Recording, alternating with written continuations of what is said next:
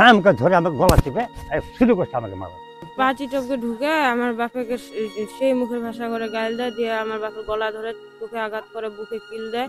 আমার মা আগায় গেছে, আমার মাকে ধরে মায়ের, আমি অতিশ যেমনি বেছিলাম ঘুমাই গেছিলাম অমনি ওঠে আমি আগায় গেছি, আমাকে ধরেও মায়ের।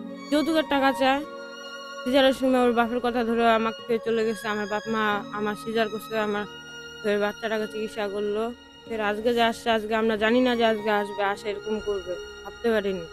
আর আমি যে থাকি ওই জায়গায় আমাকে ধরেও মায়ের, দিনে রাতে 24 ঘন্টা। পেটটার যে বাচ্চাটা ছিল ওইটাকেও পর্যন্ত মায়ের দিছে, কোমরে লাথি দিছে, পেটে আঘাত দিছে। লাস্টে একদিন এক ভরা রাত বাচ্চাটা নড়েনি, তখন হাসপাতালে আসে ভর্তি হয়েছে। কালকে আমার বাচ্চাটা আবার 13 থেকে ভর্তি করছে নিয়ে, যে জন্ডিসের ব্যাপারে কালকে রিলিজ করে দিয়েছে গতকাল। তারপরটা নিয়ে আসছে, এখন ওষুধ কিনতে হবে। কালকে আর মোবাইল ওরা যোগাযোগ করে না আমাদের সাথে। 200 টাকা ওষুধ কিনে আনছি কালীবাড়ি থেকে, আমি ওষুধটা খাওয়াতে বাচ্চাটাকে, জন্ডিসটা ভালো হোক এই করে। এখনও ভাতটা খাইনি আমরা, আমার ঘরে শুয়ে আছি গল্প করি। এই সব প্রাচীর টপকে আছে, ধাম করে ধরে আমাকে গলা চেপে শুরু করছে আমাকে মারা। আমার বউ তো আতঙ্ক, আমার মেয়ে আতঙ্ক। আমার মেয়ে তো সিগারের রোগী, তো সহ্য করতে পারবে না।